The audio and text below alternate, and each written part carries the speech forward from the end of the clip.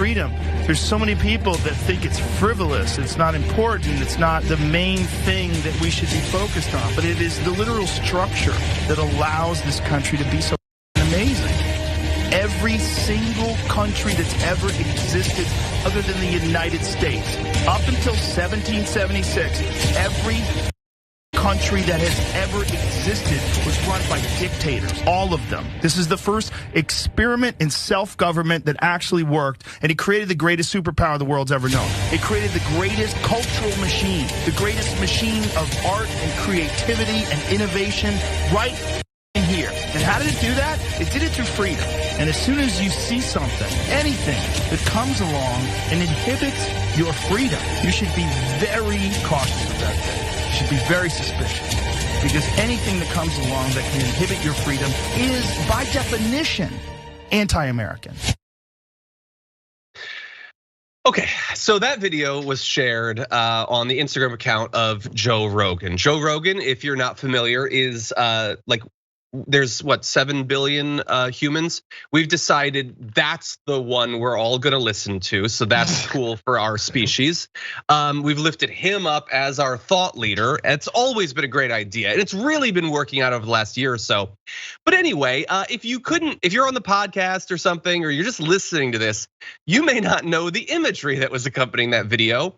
It was some very stock like 101 level propaganda. There's literally a shot of a bald eagle, a shot of a lion or whatever.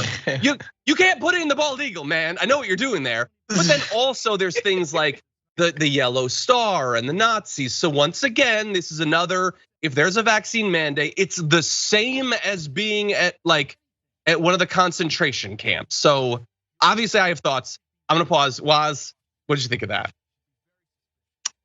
All this for the jab? I mean, come on. So simple to get the jab. It's so simple. It just seems so over the top. And I don't recall Joe Rogan jumping in front of the Patriot Act. I don't recall Joe Rogan jumping in front of many of the freedoms and rights to privacy and all of those things that were taken away from us, over the past 20 years, the level of government surveillance, et cetera, et cetera. I don't remember these videos popping up.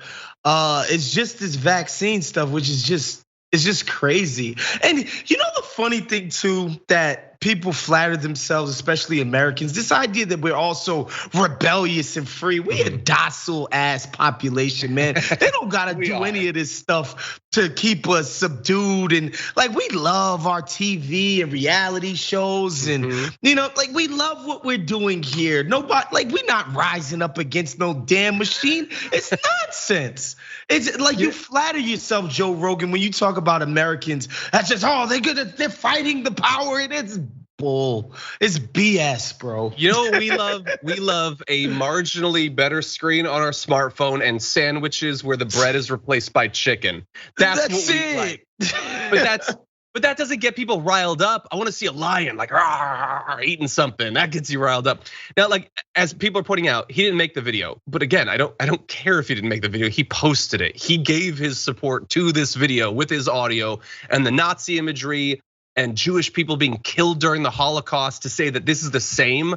If your right to cough germs on someone is the same as millions of Jews being wiped out during the Holocaust, it's obviously disgusting. It should be below any public figure, let alone one with the following of Joe Rogan. But this is very much in line with his commentary about freedom and how America's based on freedom. Tell that to the slaves. It's such a baby-brained view of American history. But who am I, to comment on this? I don't have $100 million contract with Spotify. But anyway, that is unfortunately all the time we have. I wish we had more time to talk about.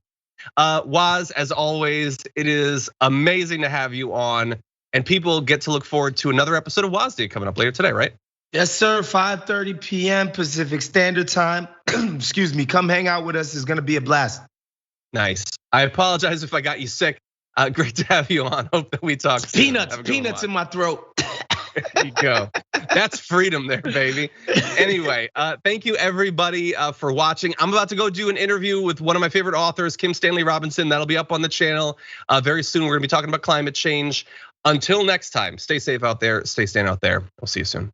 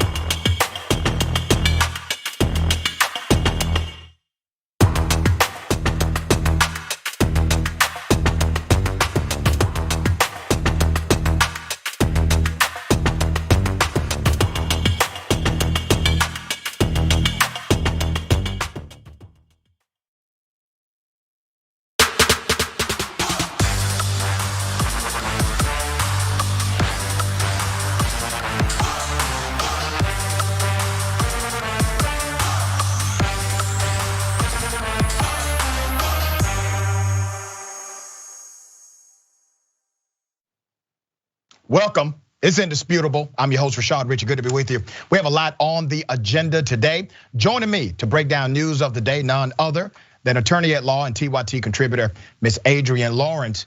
And in the bullpen, I have Sam Sorbo, actress, TV host, and author of Words for Warriors.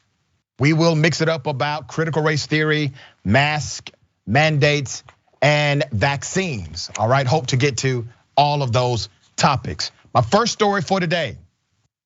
This person receives the Dumbass Worker of the Year award.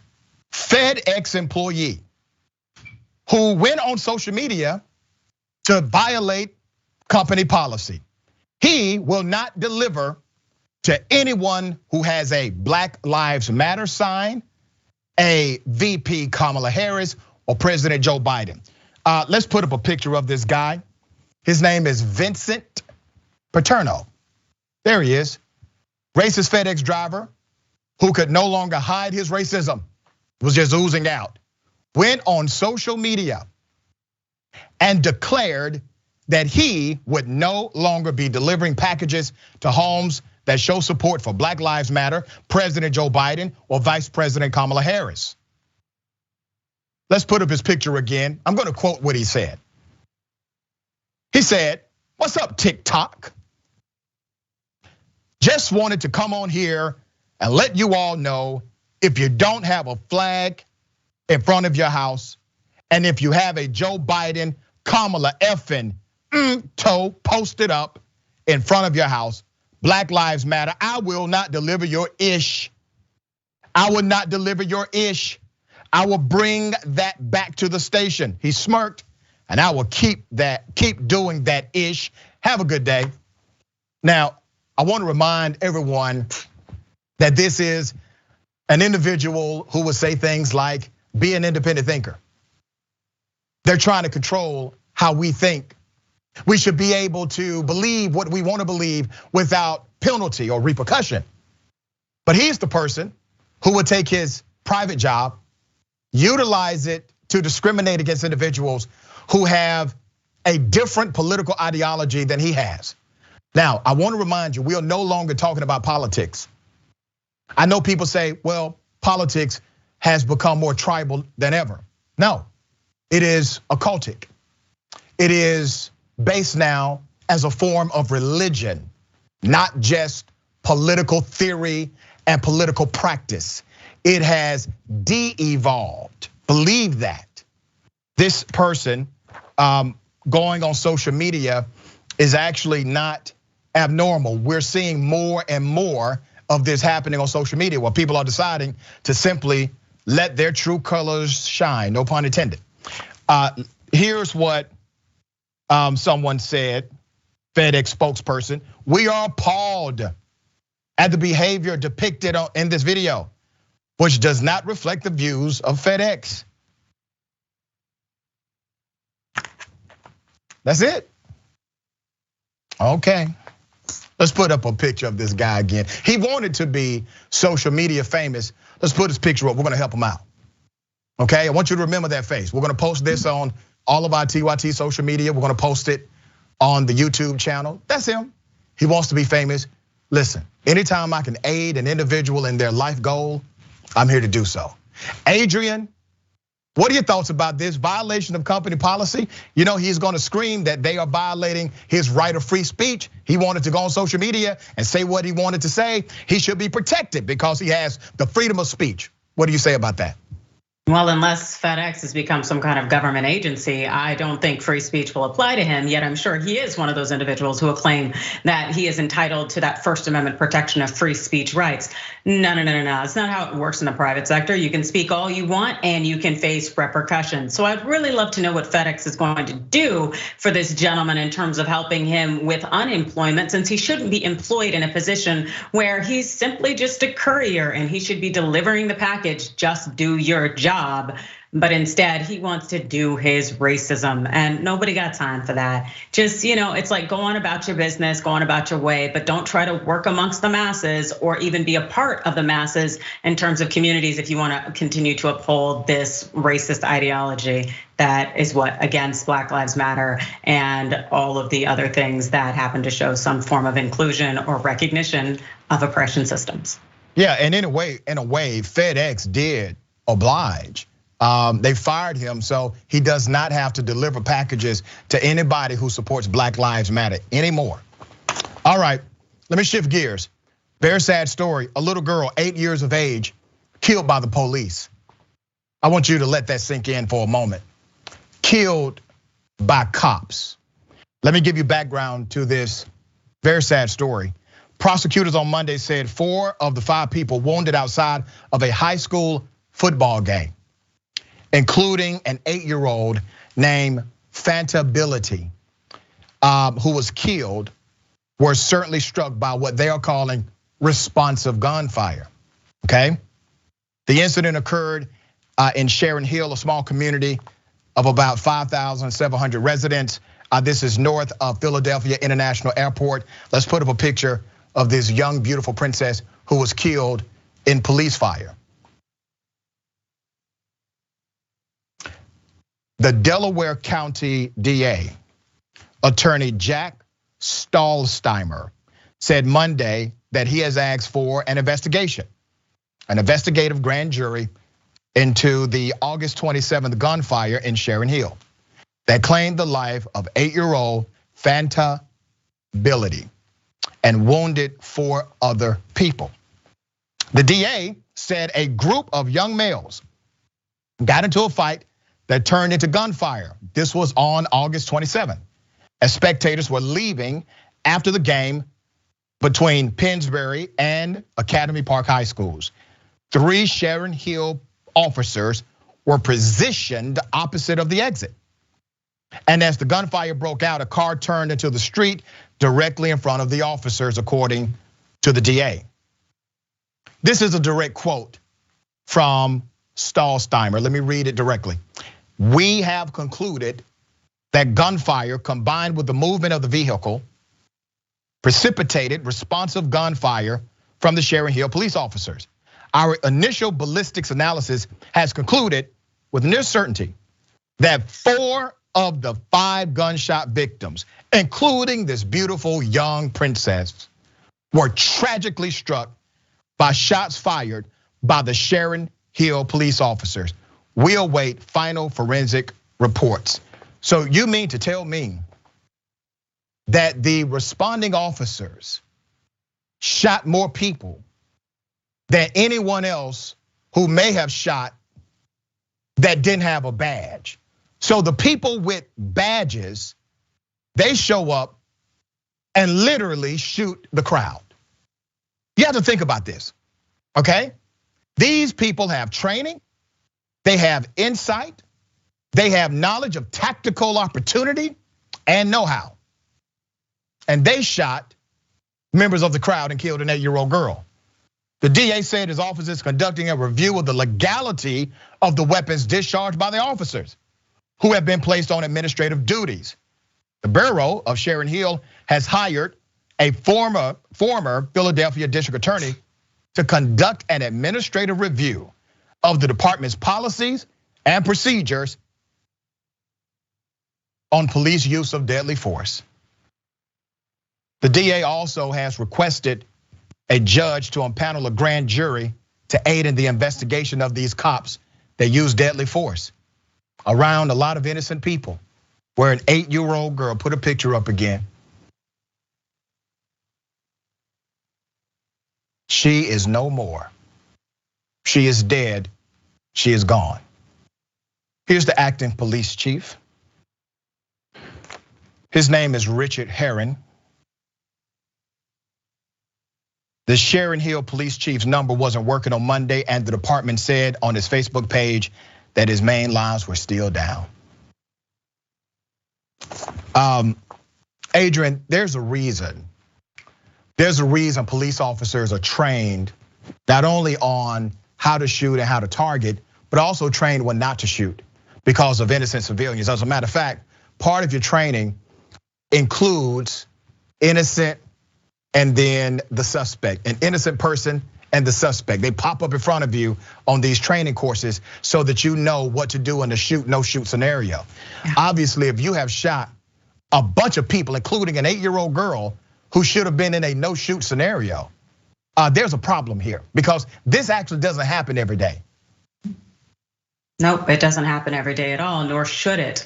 We give police officers a lot of power and authority, and with that comes responsibility, as we know. And when they enter crowds or places where there could be innocent lives, children, you'd think that there'd be a lot more thought given before using deadly force, especially given that, as we know, officers, being able to shoot and move and run at the same time, that's some expert tactics that most officers don't have. And so the risk goes up that someone else will get injured, and that's exactly what happened here. And so we have to look at the reasonableness of the situation, and it's clearly unreasonable what happened. And now bringing on a former DA with ties, I'm sure, to the community to do the investigation, all we could hope for is that we actually have a conclusion that reflects the fact that this is unreasonable, these actions here, and that we see justice be done.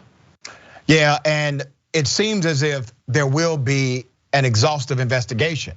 I was a little concerned about the wording of the DA initially because it sounded as if he was taking somewhat of a stance to protect the cops.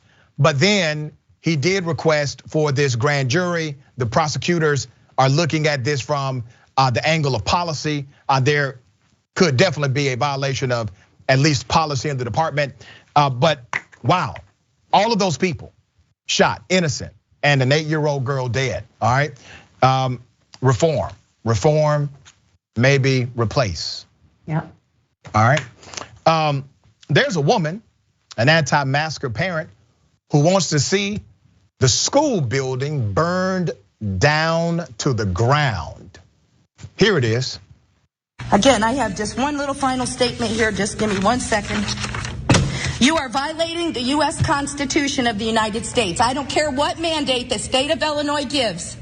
You are violating the rights of these children, the rights of these parents, and your own conscience. If you just pledge to that flag, you are standing against it when you do this masking, this universal stuff to get that money.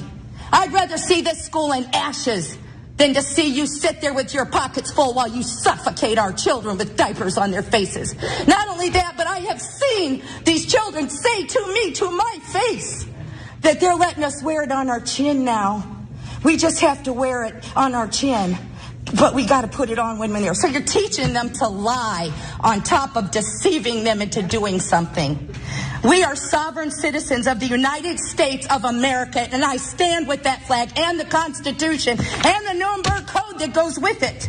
You have no power. You have no power to usurp the rights of our children or the authority that we have over our children. And because they're not old enough to speak for themselves, we stand and speak for them. We the people have had enough. You are a notice. You will all be gone if you don't change your ways right now. With that, I yield. I mean, I counted 2 veiled threats. 1, obviously burning down the school building, and 2, saying you will all be gone, okay? But let me clarify some things this woman said for the record. It is not a constitutional violation to have a mask protocol or mask mandate inside of a school system. As a matter of fact, school system exists typically by the 10th Amendment of the US Constitution, where states can statutorily create governments, and those governments can enact something called administrative law.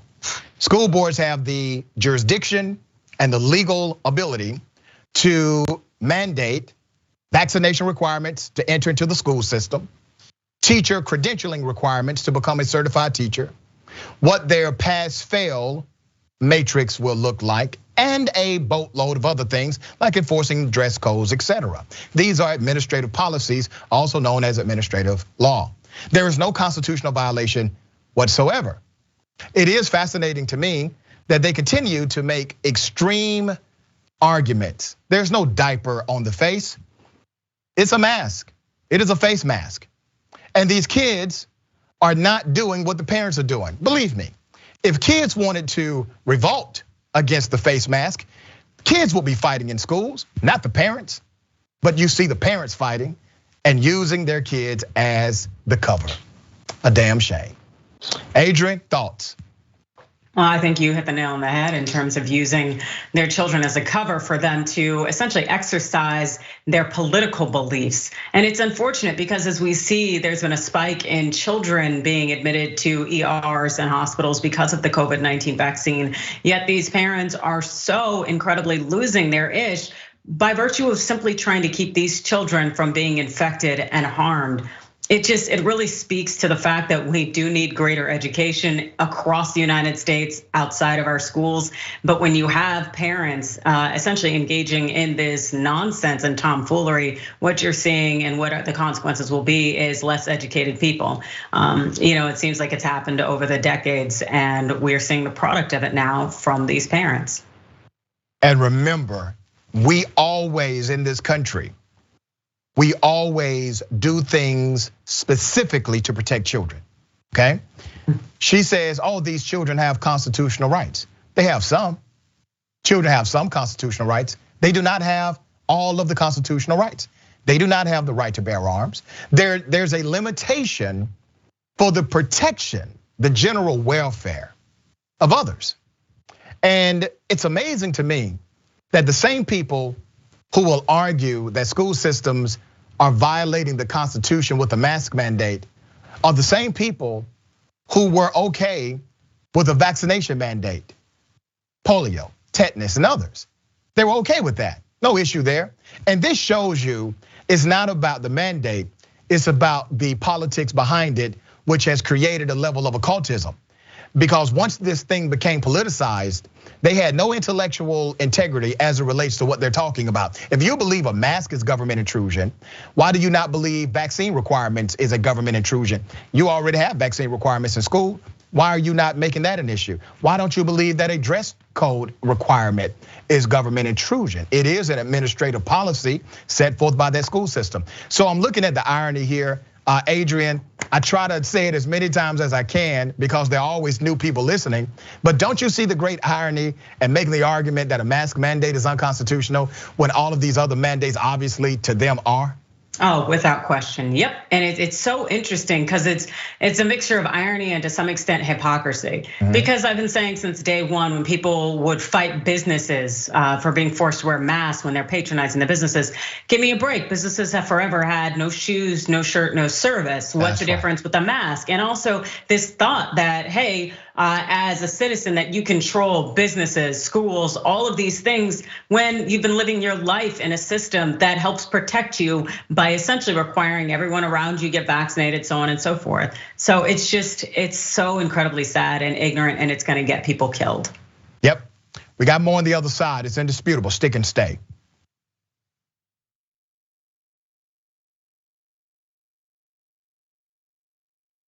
We are onto something that is going to be amazing, but what we need is your help. The number one problem is there's too much power in too few hands. Every single problem that we have can be traced back to dark money. They take large donors, they serve large donors. So these handful of gatekeepers try to dictate everything. Like all of you already know, they don't work for you, they work for their donors. So fire them and hire people who will only work for you that say no corporate back money. We are going to change the way we elect candidates in this country. Uncorrupted Democrats, we're gonna fight for the issues and win on policy. This is incredibly personal. We need free health care for everyone. We're fighting for $15 minimum wage, single payer health care, debt-free college, and we are gonna get money out of politics once and for all. I've taken a public pledge not to accept any corporate money. Because the last thing we're gonna do is go into another presidential election and run a corporatist against a populist candidate. At some point, the buck needs to stop, and it's gonna stop with us. It's gonna stop with Justice Democrats. So who are we? People who do not take corporate PAC money. We're relying on small donors. 99.9% of our contributions came from people. You're a Justice Democrat, so you don't take any corporate PAC money. I'm not influenced by money. As a Justice Democrat, I made that pledge. Not a penny. Absolutely not. I will go to Congress unbossed and unbought. We try to create a government which works for all of Awesome. That is what America's about, and that's what a representative democracy should be about. We are just getting warmed up here. Vote for uncorrupted Democrats. The fight starts now, it starts today, and it starts with you.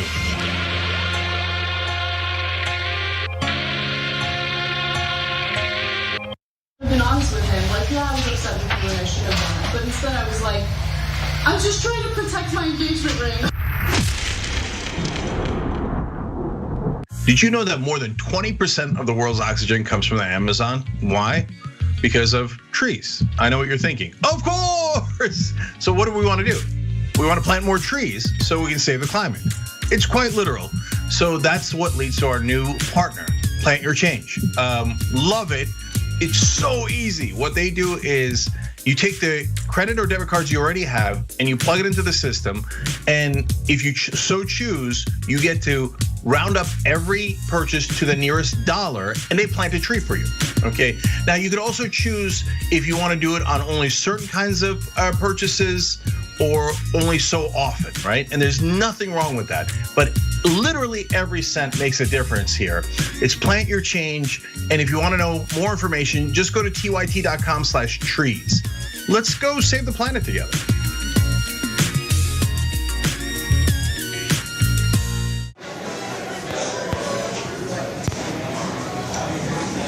Now, top. No. No.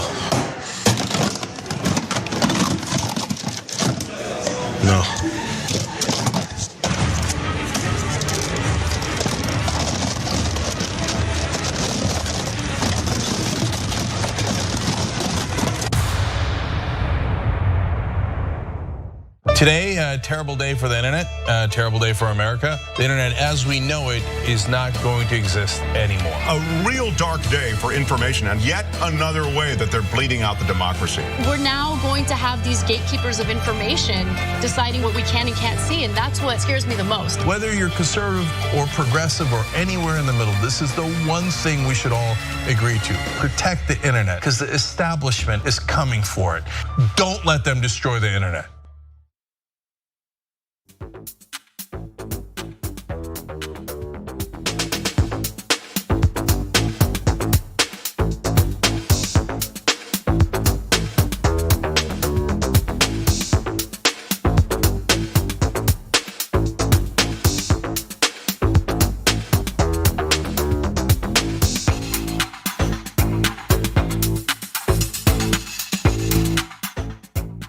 Welcome back. We got a lot of comments. Before I go to the comments, let me remind you, on the Conversation Wednesday, you don't want to miss it. Senator Nina Turner interviews Jeremy Corbyn. Boom.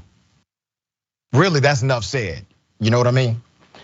September 29th, 5:30 p.m. Eastern Time, 2:30 p.m. Pacific Time. You can always catch it at tyt.com/live. And don't forget, following Indisputable, the big homie, Jordan Yule, Deep Dive.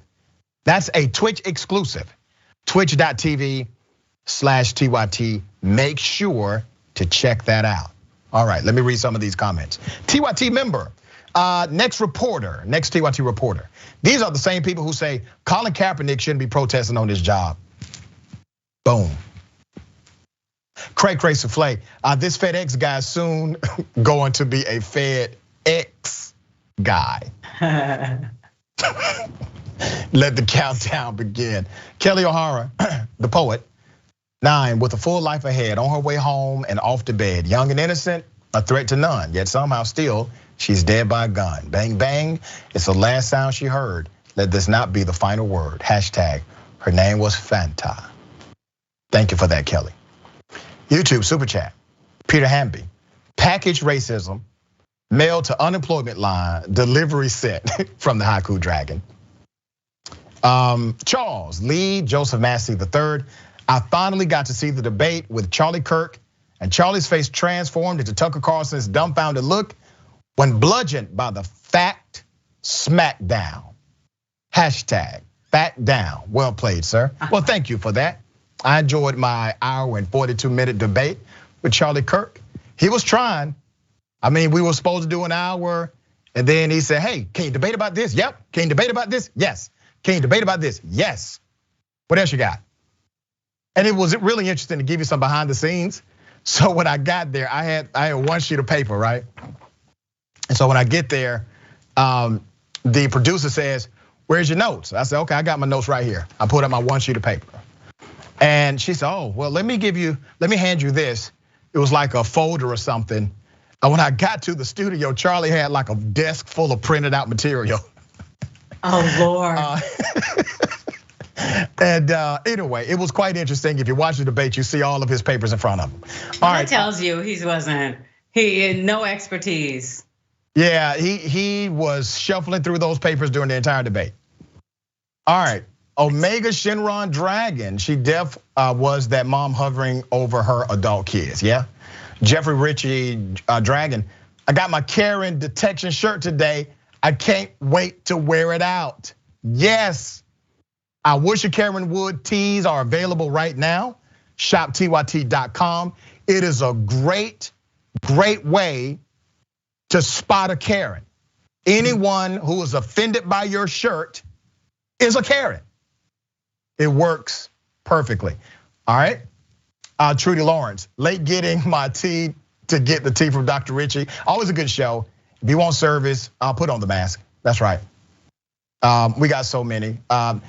Halcyon Break, Dr. Ritchie and Adrienne, Indisputable. Devil Dog Dragon, Adrienne Law and Order Dragon Lawrence. And Dr. Shot, Indisputable Dragon Ritchie. That is so kind. Twitch, Maravina. Oh, Adrienne, you look lovely today. She looks lovely every day. Thank you. Izzy _Omega. So their story is that a car moved, so killing an 8-year-old girl is fine. That's what their story is right now. Investigation pending. All right. Ladies and gentlemen, I wish a Karen would. You want to call the police on them for having a barbecue on a Sunday? I feel free. Back off! I'm going to tell them there's an African-American man threatening my life. There's a seat right there! You into my place when I sat down. You are a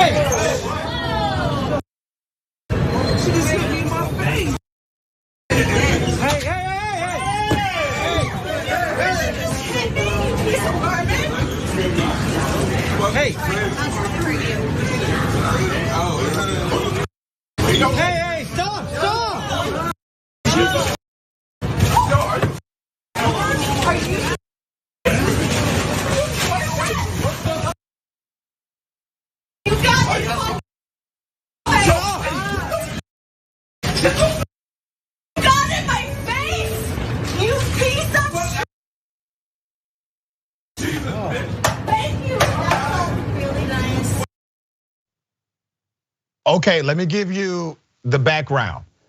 Obviously, they're on the subway.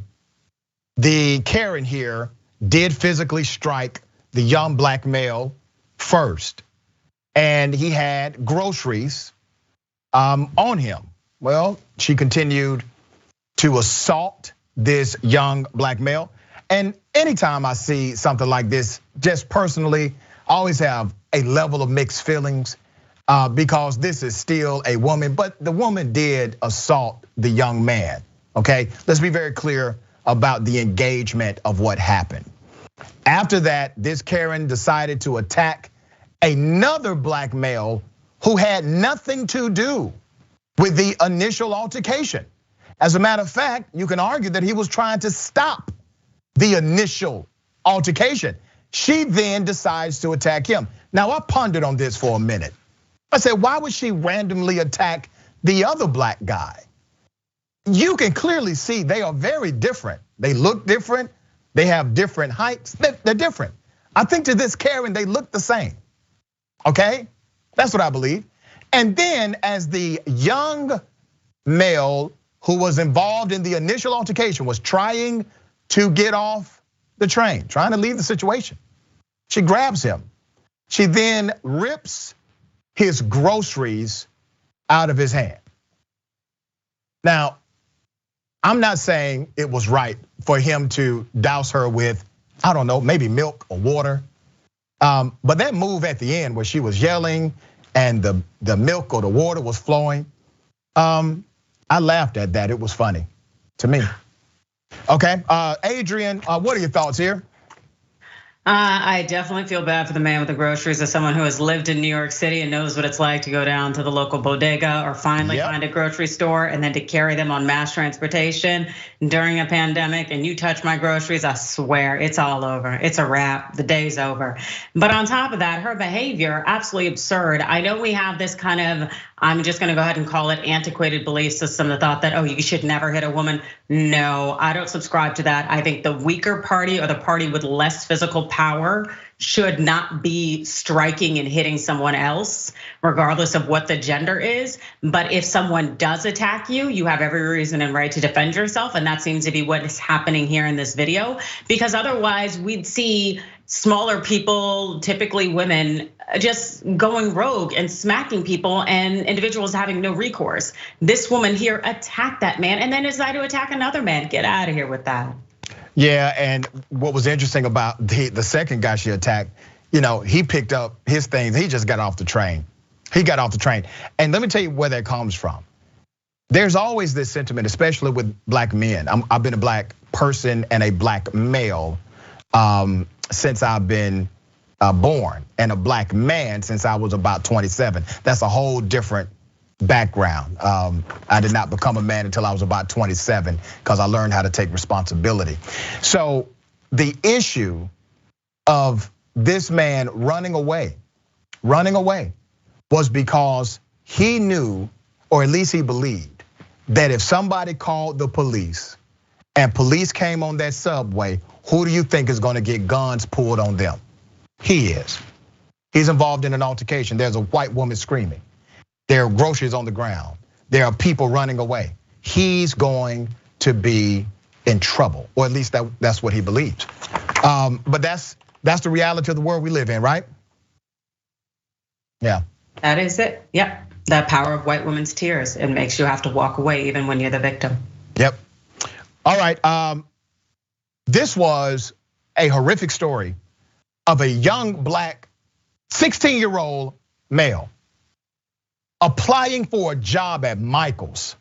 Okay, that was probably the first mistake. He's applying for a job at Michael's, and somebody just assumes he's a criminal. And they call the police on this guy who's trying to get a job at the store. Let me give you the background. 16-year-old individual in Minnesota was arrested for trespassing when applying for a job at Michael's. According to CBS affiliate WCCO, a Minnesota Department of Human Rights investigation has determined that the Brooklyn Center Police Department and Michael Stores Inc. violated the state's civil rights laws for racial discrimination. This incident happened in 2019, took them a while to investigate, involving the profiling of a 16-year-old black young man and the use of excessive force by the police. According to the Department of Human Rights, the then 16-year-old was applying for a job at the Michael's at Shingle Creek Crossing, March of 2019. When a white manager with a history of racially profiling black customers called the police on him. Now remember, this report is coming directly from the government. This is what the government is saying the narrative is. The DHR says it will seek structural change through a settlement agreement with the Brooklyn Center Police and Michael's, as well as monetary relief for the then 16-year-old. So let me tell you how this ended up going down, because this 16-year-old stood up for himself, okay? And I'm proud of him for doing so.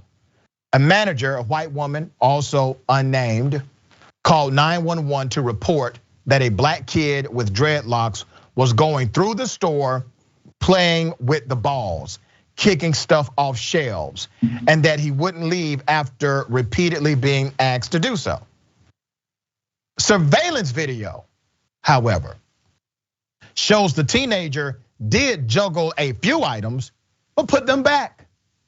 While another store employee testified that he was not acting out of the norm and there was no reason to call the police on him. The teen did leave as requested, but re-entered in protest and said, wait a minute, something is wrong here. You all told me to leave because I'm black. He came back and protested his dismissal. So the manager had somebody call 911. 911 comes, the police come. They arrived seconds after the 911 call was placed. And one of the officers found the teenager shopping at a different store. He approached the teenager and reached to grab his arm, saying, come here, man. The teen stepped back, put up his hands and said, don't touch me. The officer later testified that raising one's hands up is an assaultive posture, demonstrating resistance. So naturally he gets locked up, okay? Another officer then entered the store and together they threw the teenager to the ground, grabbed and pulled him by his dreadlocks, put a knee to his back and handcuffed him, according to the investigative report. The teenager, while on the ground, cried out, don't kill me, I want to grow up. One officer replied, maybe you should stop fighting the police. Nobody said he was fighting the cops. The teen was taken to the hospital after he was jerked around. He was charged with disorderly conduct, trespassing, and obstructing a legal process. The young man went to Michael's to apply for a job, and all of this happened to him. He is now going to get a settlement.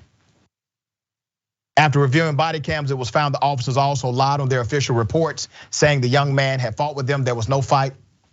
Video camera says no fight. Witnesses say no fight.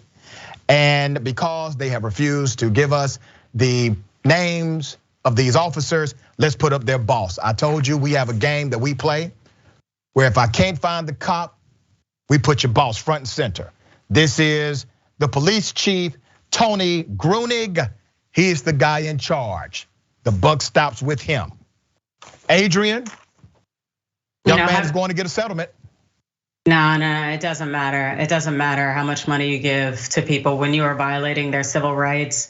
There are things that money can't buy. That's right. And that feeling of degradation, the fact that you can't even apply for a job, that people are willing to lie on you, to call the police, to throw you into the justice system that's gonna funnel you into further complications throughout your life. They are compromising this individual's entire future just so that they can enact racism, and how essentially the police were a party to this. And the fact that Michael's, I would like to see more from them, especially since they knew that this manager had a history of essentially racial profiling guests. This is an entire setup. I really hope that Michael's does pay out of the nose, but the fact is that this young man, his life will never be the same, and neither will his outlook on the world. Yeah, and it's an unfortunate introduction to adults. It really is. All right, we have more on the other side. Is indisputable. Stick and stay.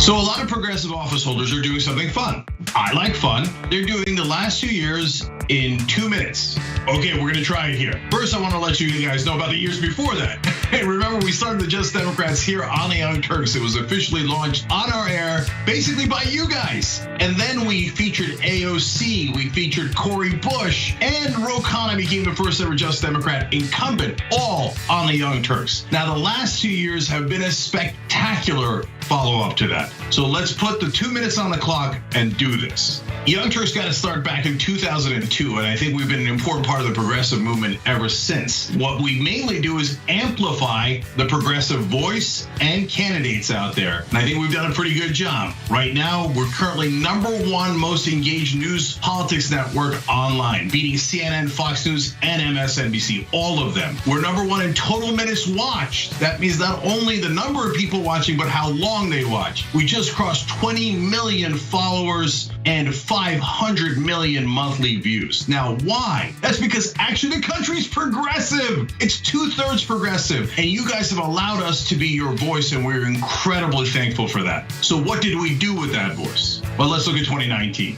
We went all over the country talking to you guys and the candidates. So we were in Miami, we were in Detroit, we were in Houston, and we were in Iowa. In fact, we were all over Iowa. You guys were all over Iowa, and all of the candidates saw you guys. We had wonderful people speaking, like the one and only Nina Turner at our rallies. Bernie Sanders stopped by, Andrew Yang, Elizabeth Warren. We interviewed almost everyone on the campaign trail, with the exception of Biden and Buttigieg. And we held them accountable. We even did a progressive economic pledge, and so many wonderful people signed on to that. Bernie Sanders, Warren, Marianne Williamson, AOC, the entire squad, Justice Democrats, and so many others. Now, on top of all that, we started a show called The Conversation, where we featured so many progressive thinkers, writers, and candidates. And one of the candidates we featured in 2019 was Jamal Bowman. Here comes Jamal Bowman. Then we had an amazing 2020. We hired a climate reporter. Damage Report passed 500,000 subscribers. Young Turks passed 5 million subscribers. We're getting the message out to more and more people. Bernie Sanders comes on in the heat of the primary. He comes on after the election to say what we're going to do for the future. And then Marie Newman wins. Jamal Bowman wins. Cori Bush wins. And then just when you thought it couldn't get any better, here comes Nina Turner. Hello, somebody. And she's running for Congress, and she comes on the Young Turks first. On election week, we had nearly 2 million hours of viewing. We're #1 destination for progressives. You made all that happen. This is amazing, and thank you for those 2 years. What, I went past 2 minutes? Of course! Viewers had asked for an interview with the TYT Lizard. Mr. Lizard. Oh, you changed colors today. Nice. I don't even know how you feel about us. Do you even like us? Well, you guys made me this awesome house, so I'm kind of in your debt. I was found outside on the street, and you gave me a home. Granted, it was a really crappy home for a while, but then through the power of fundraising, I became a person who has a multi-level Trump-style mansion. You do. By the way, you've never looked better, man. Normally, you're just green or just brown, but today you're in mid-lizard, right? I'm not very smart. I'm a lizard, so I don't know how the science works. I guess this is just my mood. It's not every day that thresholds like this are broken. I'm just so excited. I can't contain my pigmentation. And now you're showing it off. Yep. Yeah, I've never seen the lizard like this before.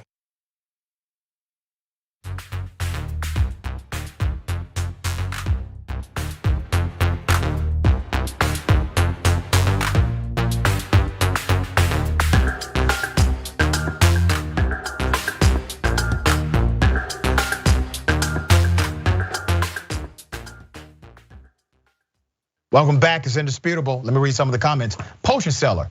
Now I want to hear what 18 to 26-year-old Rashad was like. I bet you would. Really, it's before 18, it's really fascinating, okay? All right, YouTube super chat. Barrel age millennial. I remember lawsuits in the HIV/AIDS days from individuals knowingly spreading it. COVID is different. But do you see potential lawsuits for COVID? That is definitely an Adrienne question. Oh, absolutely. I think there will be potential lawsuits, but the problem would be is showing that that individual in particular had transmitted the virus to you. So you'd have to be in a very enclosed environment to show that level of causation that would be required to essentially pinpoint someone else. But I believe it's going to happen without question.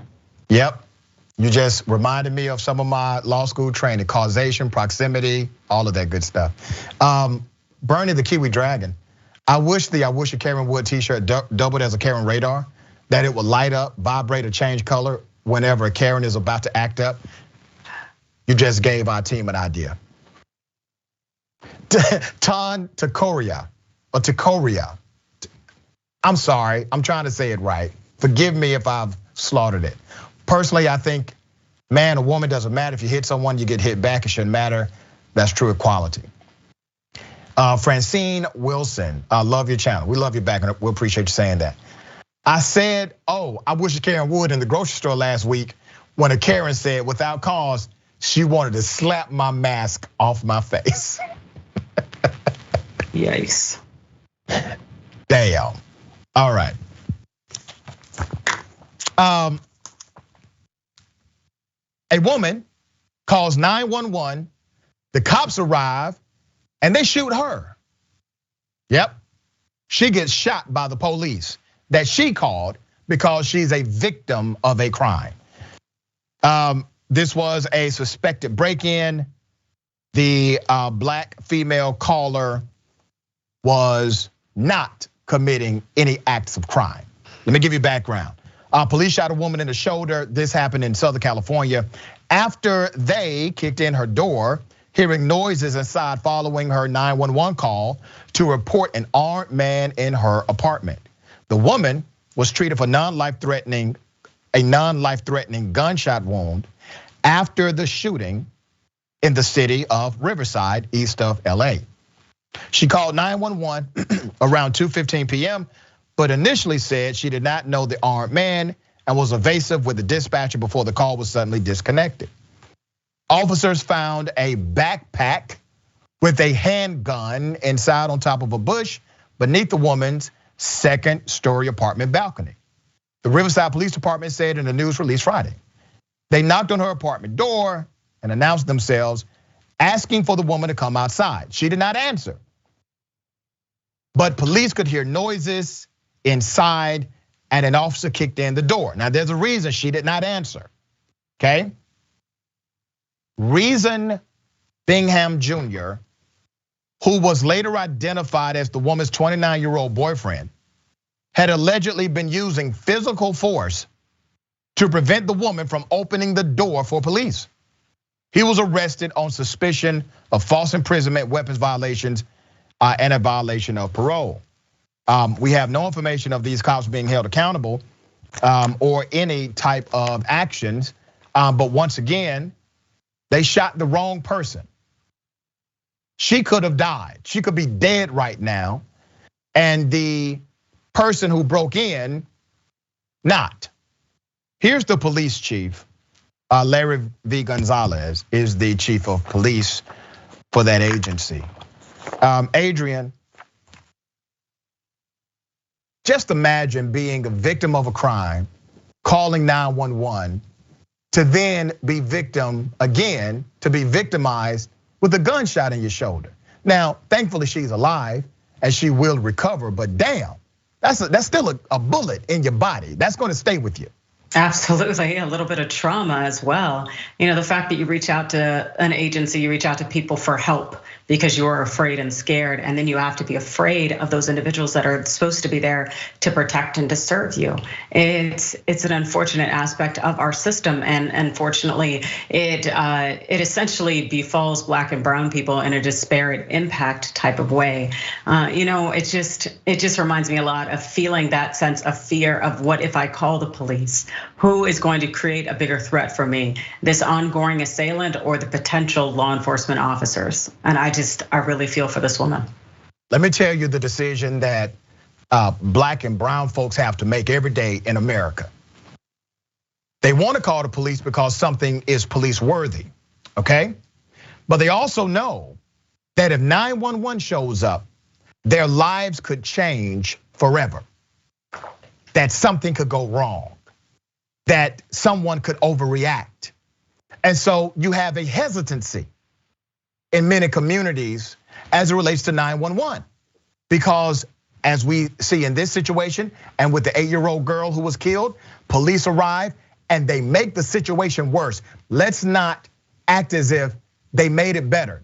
These cops made it worse. Okay, listen, if my significant other loves me this much, I don't need this love at all.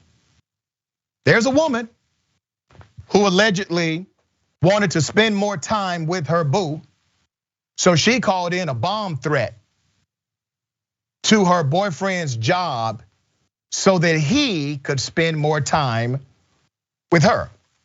Let's put up a picture. Her name is Kaylee Blake. That's Miss Blake. The allegation is that Miss Blake called Maine State Police and told them she was going to place a bomb at the Puritan Medical Products in Pittsville, Maine. She called again 2 hours later, saying she was going to put 4 pipe bombs near the facility.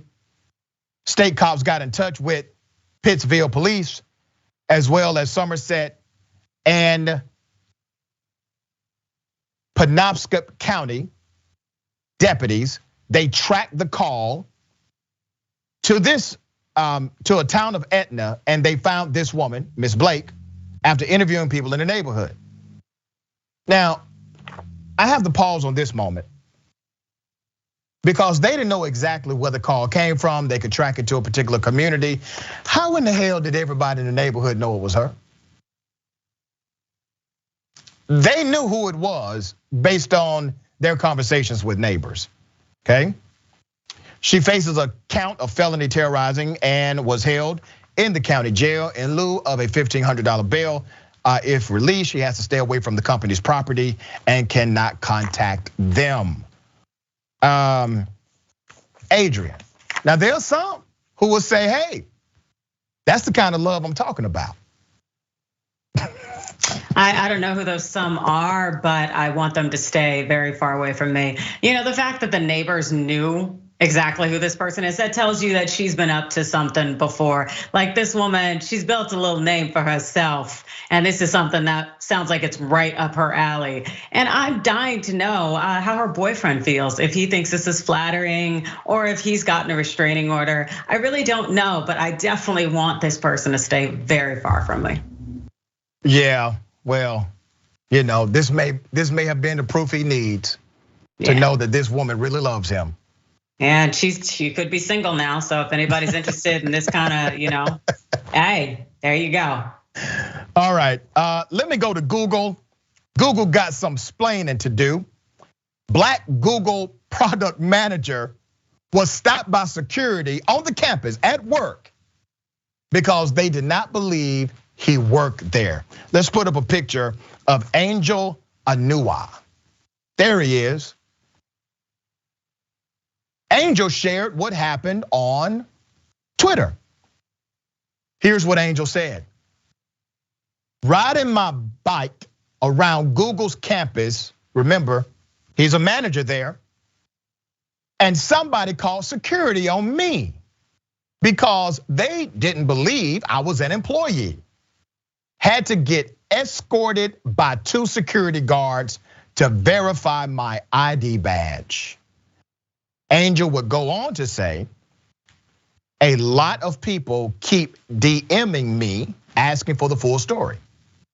They ended up taking my ID badge away from me later that day, and I was told to call security if I had a problem with it. And that was after holding me up for 30 minutes, causing me to miss my bus ride home. Wow. There's another one. This was really interesting. There's another tweet. This was a response on the Twitter thread. And it says, I was on lunch in one of the micro kitchens. We're talking about on Google campus. I was on lunch in one of the micro kitchens. My radio goes off like, hey Al, when you get off of lunch, can you head over to the 2nd floor micro kitchen? A Googler just reported a suspicious individual in that area. I spent an hour looking for myself. They were reporting on him being the suspicious person. Wow. Google has been criticized for its diversity challenges in the past. In 2018, The Root reported on the company's struggles to keep black talent. In December of last year, a black woman said she was fired from the tech giant after speaking out against racism. Later that month, another black woman took to Twitter to announce her firing from the company. In April, Christina Curley outlined how racist Google's hiring practices were and said her efforts to recruit black talent from HBCUs were often met with resistance. Now, this is really quite unbelievable to me because the man had an ID. He had a work badge. He's on the campus. They spot him on the campus. He gets the police called on him or the security. And the security escort him out, take his badge and tell him if you got a problem, take it up with others. What's going on at Google, Adrienne? Oh, this is great institutionalized racism. Like the fact is that it's really, Google is communicating that even if you work here, you still don't belong here. And that seems to very much be the message. And the fact that the security guards felt completely entitled to continue to perpetuate their slights and microaggressions and racism in this instance because they knew that nothing would happen to them, that management would not come down on them for this behavior and this mistreatment of this black man. So this really says how Google operates. And the thing is, I've heard this is very common among the tech giant world. But the thing is, we have to remember where there is racism, there is sexism, which is also why we see in so many tech arenas, including Google, that they have issues with women and the way in which they treat individuals who are cis or who are not cisgender, hetero norm. Yeah, and these spaces typically are supposed to be more woke than the average corporation. And they are part of different seminars. They will have representatives come to various engagements and events to talk about diversity in the workplace, to talk about innovation, to talk about how they are changing the game and recruiting from HBCUs and making these long-lasting partnerships. But then in practice, Adrienne, in practice, we continue to see a significant disconnect between the rhetoric and reality. When is that going to change? Even with the Black Lives Matter movement, they didn't cash in. They didn't do what they said they were going to do, making all of these massive promises to contribute to the movement.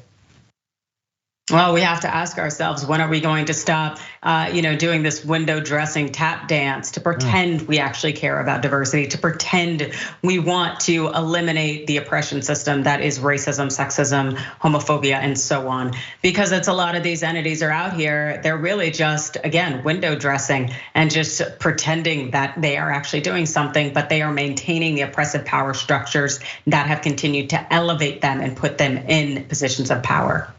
Very well said. Adrienne, always a pleasure having you on Indisputable. Tell people how they can purchase your book and follow you on social media. All right, so you can get my book, award winner, Staying in the Game, the playbook for beating workplace sexual harassment. You can get it in the TYT shop as well as Amazon, anywhere you wanna purchase books, your local bookstore. You can also hit me up on Twitter at Adrienne Law and on Instagram at Adrienne Lawrence. Always a pleasure. Thank you, Adrienne. Thank you. We got more on the other side. It's Indisputable. Stick and stay.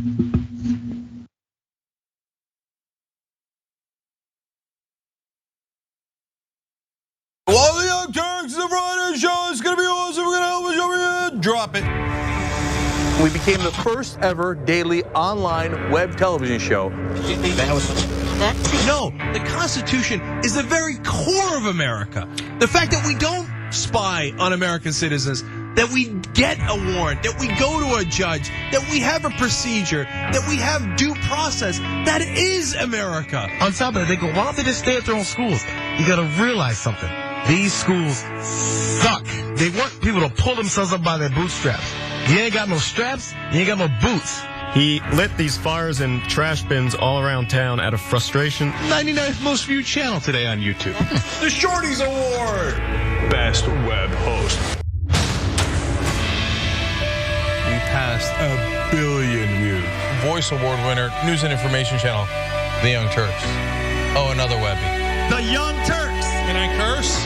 Yeah! For those of you watching on live stream, yes, we have adopted a pet iguana that showed up at our door. Haunted version in the dark with our silhouettes. Now let's get to the best line of the debate. And it was definitely the one against Rawlings. I told you we were coming. I mean, you talk about it when it becomes a problem. Our lack of gun control is a problem. Nonsense BS story is hurting that cause, and they need to wake up and recognize that they are being had by these people. Biggest gang in America. Question is, how do we make sure that we blame the person who is dead?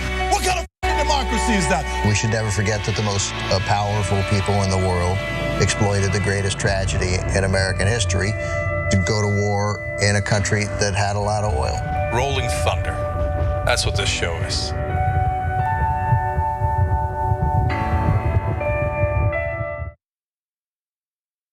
Never in my life life did I think I would like to see a dictator. But if there's going to be one, I want it to be Trump. Tick-tock, tick-tock. Where's the line? We've crossed every line you can imagine. We are a socialist country. It's socialism for the rich. Tick-tock, tick-tock. You don't have to know the truth, just believe what they tell you. There is no bounds to their monstrous hypocrisy. Tick-tock. I think we're gonna win the Senate in 2020. And I think we're gonna have the House, and I think we're gonna have the presidency. Tick-tock. And in 2020, we're going to clean your clock, and we're gonna run you out of town, and we're gonna have an actual democracy in this country. November of 2020 could also be potentially the greatest day of our lives. Let us whisper of a dream.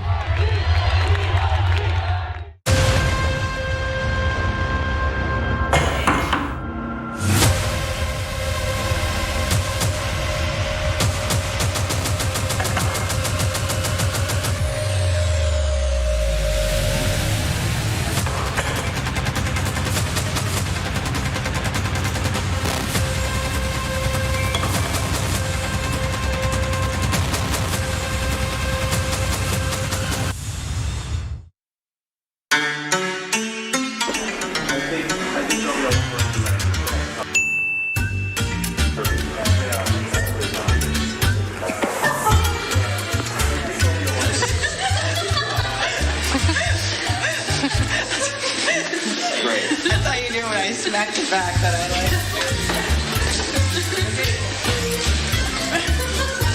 Say hi to the camera. I don't like this.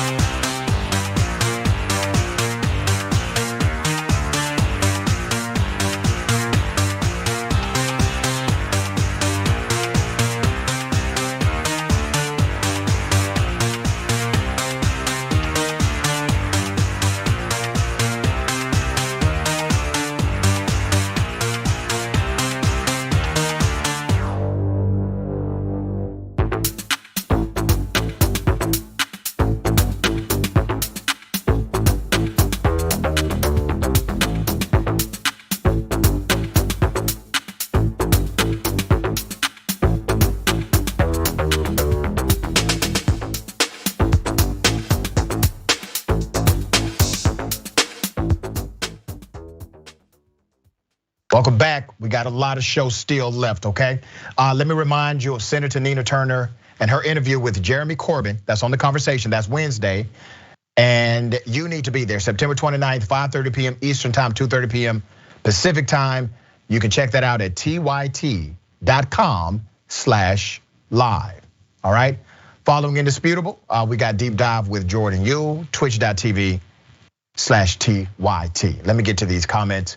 Mickey C, the silver-haired dragon. This woman is so in love that she phones in a bomb threat. How nice. And what is she capable of if she thinks her boyfriend is screwing around on her, even if unproven? Chadora, Dr. Richard hit the nail on the head. These companies are supposed to be woke. They're supposed to be better, fair, ethical, but in practice they are not. Yep. YouTube super chat, Larry Harris. I was told I was too old to work at Google. I was only 30, certified computer tech also. Yeah. I think this is Luann. Why did they take his ID badge? The whole point of the badge is to prove he works there. Security should just look at the badge and then tell him to have a nice day, not detain him. What BS? Yeah. Geetwood Mac, we need that Rashad origin story. I'm sure you'll get it at some point. All right. Is it Fire Nari? Pharrell Nari?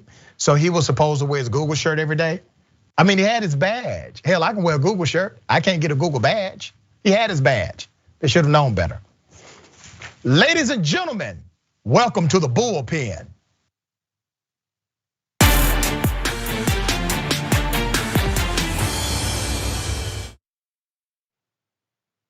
In the Bullpen today, we have Sam Sorbo, actress, TV host, and author of Words for Warriors. Sam, good day, welcome.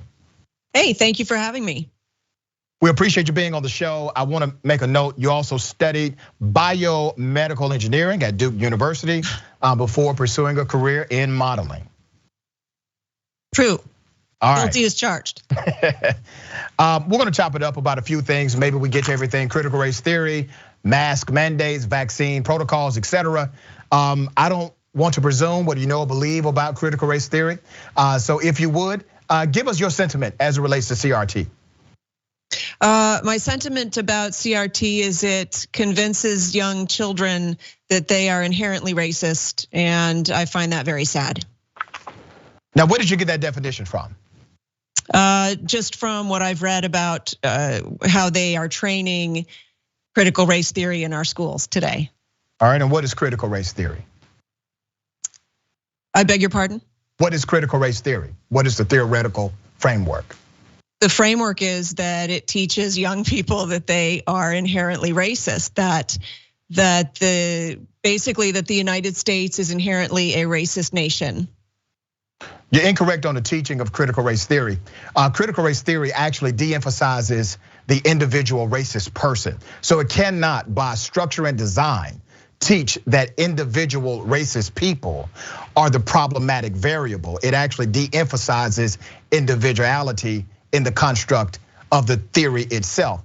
The other part is that critical race theory is not taught in K through 12 education. It is an advanced theoretical construct that is taught typically in advanced level studies. Even if you are in undergraduate collegiate studies, you do not take critical race theory. Typically that's for master's, doctoral, and even some JD programs. When you look at, well, then I'm not sure why teachers are complaining that they are taking critical race theory away from them and insisting that they will teach it regardless. Maybe your understanding of critical race theory isn't the same as many of the teachers out there. No, you're incorrect on that. School teachers are very aware of what critical race theory is, and they say very proudly and boldly, we don't teach critical race theory inside of our school system. That's why and yet some of them say that they will. So, madam, I'm gonna explain to you what you're conflating. Okay, critical race theory is not even a phraseology used in the legislation passed by these Republican lawmakers.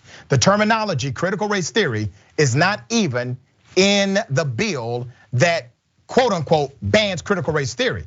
They're not banning critical race theory. They don't say it in the legislation. They say it at the press conference, but it's not in the legislation because the legislation does something else. Let me bring your attention to Texas.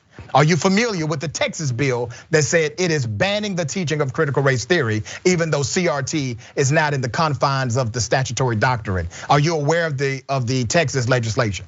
I've heard about it. All right, so in the Texas legislation, what it does is it stops the teacher's ability from teaching things like the KKK being morally wrong. What the bill says is that teachers can still teach these dynamics of white supremacy and racism as it relates to the KKK, but they can no longer give deference in the teaching, meaning they cannot teach it as a moral wrong.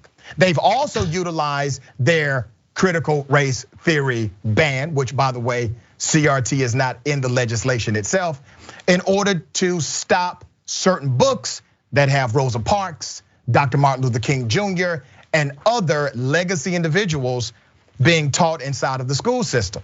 So here's what has happened, and I'm glad you're on the show because I get an opportunity to educate you on the facts. They're not banning critical race theory because critical race theory is not taught in K through 12 education. Did you learn critical race theory in school? No. Do you have children? I do. Did they learn critical race theory in school? My children don't go to public school. Do you have friends that have children in public schools? Some. Are their children learning critical race theory? I've heard of some. They're learning an advanced level theoretical construct. They're learning what we generally term as critical race theory. You can parse your words and you can say, well, that's not actually what critical race theory is, but there is something now currently in the vernacular, and there are teachers who espouse it, and it is called critical race theory. But it's not. Okay. It's not. It's not. If it's not critical race theory being taught, it's not critical race theory. That's like saying, well, they're teaching calculus just because they're teaching math. No, if you're teaching math, that doesn't mean you're teaching calculus, okay? Critical race theory is an advanced theoretical construct. Students aren't even, typically K through 12 students aren't even, they're not advanced enough or have the capacity, intellectual capacity to learn variables that are associated with advanced frameworks like CRT or critical thinking or any other framework, grounded theory, etc. So this is the challenge that I have with people who say, okay, we got to ban critical race theory. First of all, nobody was even talking about critical race theory before roughly 2018, 2017. It was not this big evil. So you mean to tell me that all of a sudden school teachers within the last 4 years, they started teaching critical race theory? They got trained on this? I'm talking about lifelong educators all of a sudden started teaching CRT. No, I think that because of COVID, parents finally started to wake up to a lot of the different directives that are being taught in our schools, not just critical race theory. Okay, once again, critical race theory is not taught in K through 12 education. Do you know well, how then long? Why are they arguing that they have to keep teaching it? Okay. Ma'am, Fair once enough. again, they're arguing against eliminating levels of education that deal with the reality of America. It's not critical race theory to teach that the KKK is evil. That's not critical race theory. No, of course not. My goodness, no. However, Republicans, your people, they passed a law saying that teachers, one, they're not required to teach it as they were before, and two, if they do teach about the KKK, they cannot teach that they are morally wrong in history. Is that fair for students? But what I'm wondering is why there are teachers, and these are teachers, these are educators who are insisting that they will teach critical race theory. No, ma'am, what do that's you not make what they're about saying. those I need people? you to go back. I need you to do some research on this. Teachers are not protesting to teach critical race theory. They don't know critical race theory for the most part. That's not something they were trained in. They were trained on history. They were trained on American government. They know it. They're the educators and they think that they know it. Ma'am, listen to me, please. I'm trying to make a point because I think you are authentically misguided and genuinely believe what you're saying. I don't think you're grifting or anything else. Why would I say something that I don't believe? I'm a former high school teacher. My mother is still a current high school teacher. I'm a current college professor. I teach critical race theory. I've taught it since 2016. School systems do not teach critical race theory. What you see teachers talking about and protesting is that state governments have now limited their ability to teach true history in America that deal with racial dynamics, not critical race theory. That's what you see happening. That is the protest. It's not about CRT. They never taught CRT. And the only evidence that you need to examine to show that I'm telling you the truth, simply review the legislation that has been deemed anti-critical race theory legislation. And what you will find missing is the terminology critical race theory. Well, sure, I did, and I've seen it actually, and I know that the terminology is missing, but the terminology is just something that we've adopted as a catch-all in order to be able to refer to this kind of teaching with a single word or a phrase. But I think that generally speaking, that the teaching is that you as a Black person are a victim, and I, who identify as a white person, are an oppressor, and that is the paradigm that the legislation seeks to ameliorate. Okay. Although, frankly, between you and me, I think that they're probably misguided in trying to put that legislation in. Teachers going to teach, they're going to teach what they believe, and they're going to get across their points to their students as best they can. Let me ask you a question. Now, let's jump from K through 12 education, because really, I've explained that as best as I could to you. So let's talk about critical race theory as it is. Okay. Critical race theory teaches that there are institutional biases that exist based on the ways our laws, systems, institutions were developed. Do you disagree with that premise? Yeah, I don't think that institutions can be biased. Okay. I don't think structures can be biased. Okay, let me give an example. When the US Constitution was written, it wrote that I was 3/5 of a person. It also did not include institutionally women having the ability to participate in democracy. That was statutory and constitutional. It didn't address democracy whatsoever. Go ahead. But ma'am, my point remains the same. That is institutional, that's constitutional, and literally biases were written inside of the US Constitution that were antithetical to Black people and antithetical to women. Only rich white men or white men that own property could participate in the republic or democracy, however you want to coin it. That is an institutional bias. Do you see that? Well, what do you make of amendments? Ma'am, they were there to correct the institutional biases. But you just made my point that in order to correct an institutional bias, you must first admit one exists. But once you admit it exists and correct it, it's no longer there. So you do admit that there are institutional biases created in America. Well, I admit that some of the founding documents seem like they were biased, absolutely, because they enabled a certain class of citizen, and that was incorrect, absolutely. Okay. Also, the Declaration of Independence referred to Native Americans as savages. That's actually in the language of the Declaration of Independence. Once again, bias inside of the institution. Now, well, it depends on how you define the word savage. I mean, we know how many of the Native Americans were quite savage. We know, so were white people. And? Exactly. So you're not against using the word savage, so. You see what you just did, right? So you bring up some Native Americans were savages as a justification for them being called savages in the Declaration of Independence. Then when I remind you I wouldn't say that. Savagery of white people, you say and? No, I say and because you're making my point for me. No, ma'am. You're okay with using the word savage. You just white people call themselves savage. Objecting to where it's applied? I'm objecting to the fact that a government document refers to a group of individuals that were raped, land stolen, they were murdered, till a trail of tears, etc., to refer to them as savages, written by savages. You have to find irony there, do you not? Irony that savages wrote about savages?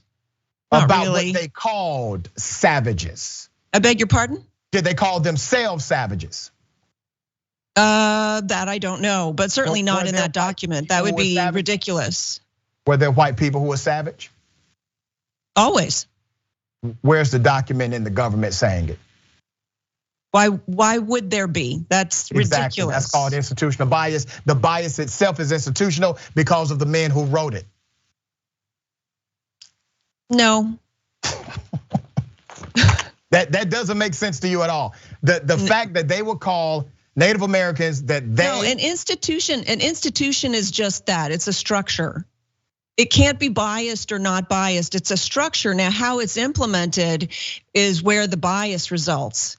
And so the way that they implemented it, because they enabled certain people and disabled other people, that's where you find your bias. Once that bias is corrected, it's no longer there. So the idea is not to tear down the entire institution by saying, well, it started out with some biases.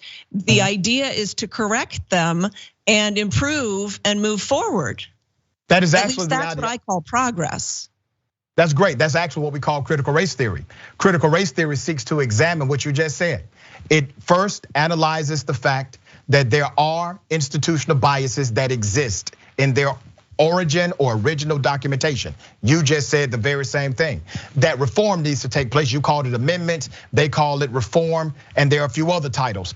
You believe the same thing. Critical race theory is not an answer. Critical race theory is a mode or method for analysis. You believe in that analysis yourself, because in order to correct the dysfunction of how it was written and how it's implemented, you must first examine it to come to a place of reform or remedy. That's what critical race theory teaches. Well, I failed to see any of the quote unquote critical race theory analyses, I guess.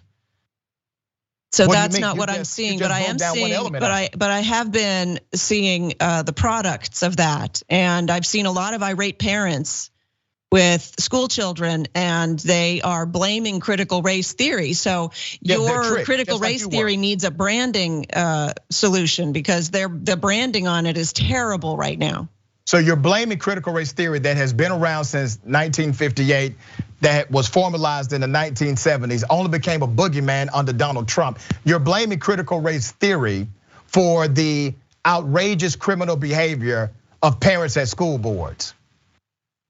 No, first of all, I didn't mention any outrageous criminal behavior. I haven't seen any, but you haven't seen parents fight at school boards? I can't make a commentary on the fact that nobody noticed that this was happening until just recently, because the schools have been very mum on this issue, and they've been ushering critical race theory in over the past decades. They do it's not true. Teach critical race theory in K-12 education.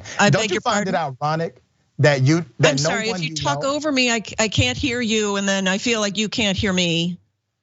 There's no one teaching critical race theory in K-12 education. I know you've said that, and yet they themselves say that they're teaching it. So I don't know what to tell you. I'm talking about the stuff that they're teaching. Not the stuff perhaps that you're talking about. I'm talking about what they're admitting is critical race theory. I can't speak to the stuff that you're saying. Look, it's easy to do that. It's easy to say, oh, but that's not critical race. This is a terrible thing that they're teaching. And you can say to me, oh, I agree that that's terrible, but that's not critical race theory. No, that's I don't the agree oldest that trick it's in the terrible. book. I don't know what else you want to call it. I do not agree that teaching the true history of America is terrible. I don't agree with that at all. I'm simply making a factual observation that critical race theory, which is a defined thing, critical race theory is not something for you to artificially define. It is a definite. There's a definition of critical race theory.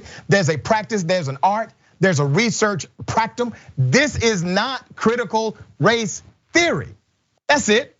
We can move on to the next topic, okay? Okay. You brought up masks, right? And parents, obviously they are going to school boards. We've highlighted criminal parents on this show, fighting other students, fighting school board members, threatening medical directors, trying to run them off the road, making threats to school board members on or during public comment. So we've seen all of this happen.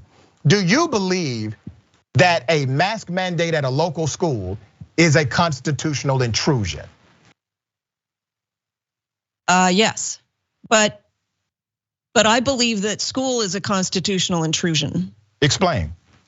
Well, I don't believe that the government really has the right to require children to be institutionalized. They don't. You don't have to go to school. Right. So what are you talking about? You do not have to go to school.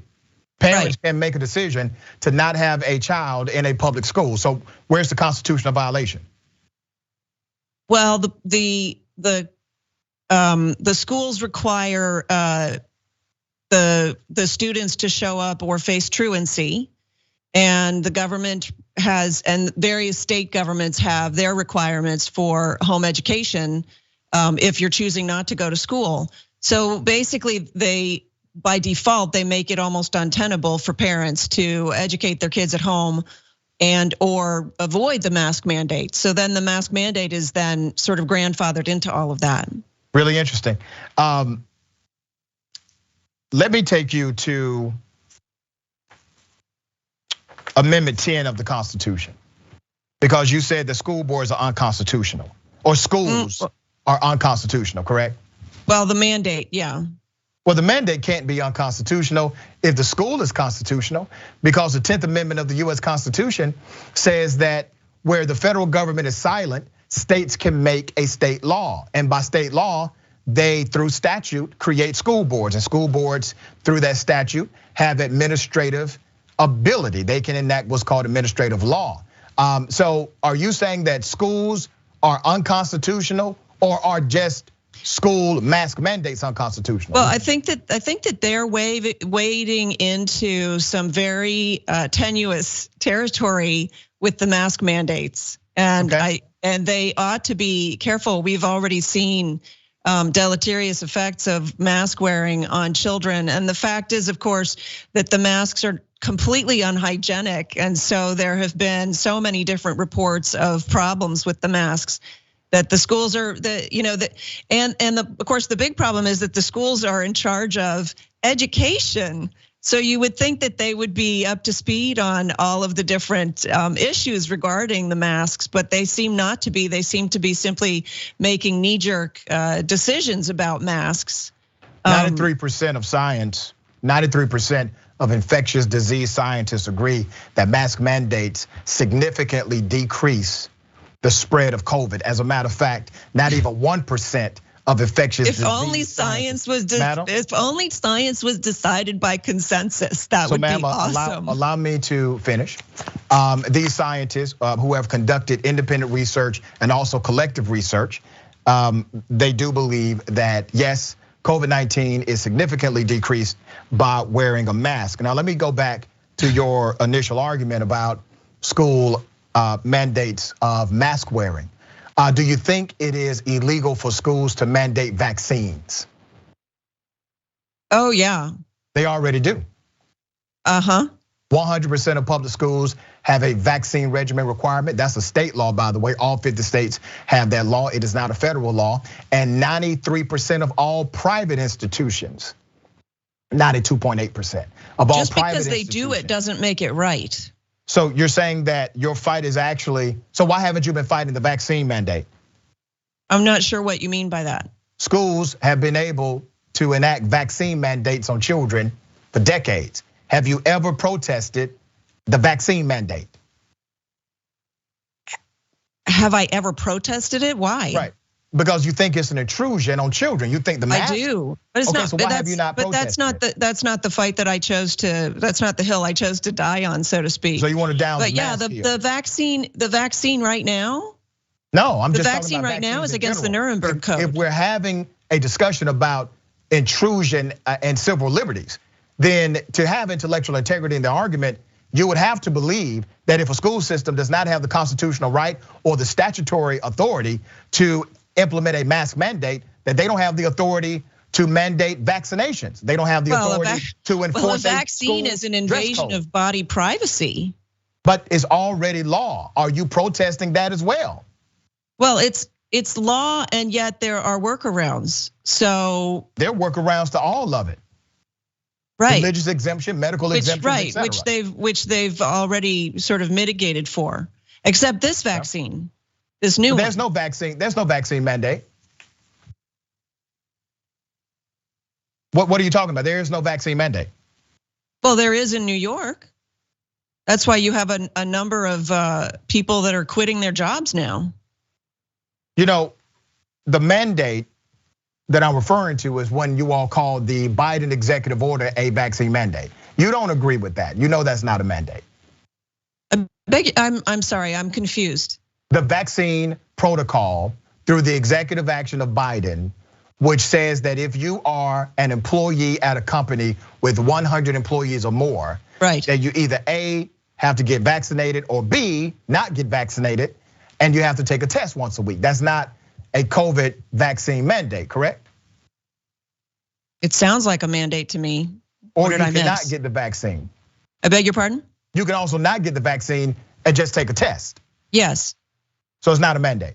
Well. All right, I gotta go. It's been fun. I appreciate you coming on the show. Thank you. Thank you so much. All right. Don't forget, big homie Jordan Yule next. Remember, take care of yourself, take care of each other, take care of the planet. Remember, the truth is always indisputable.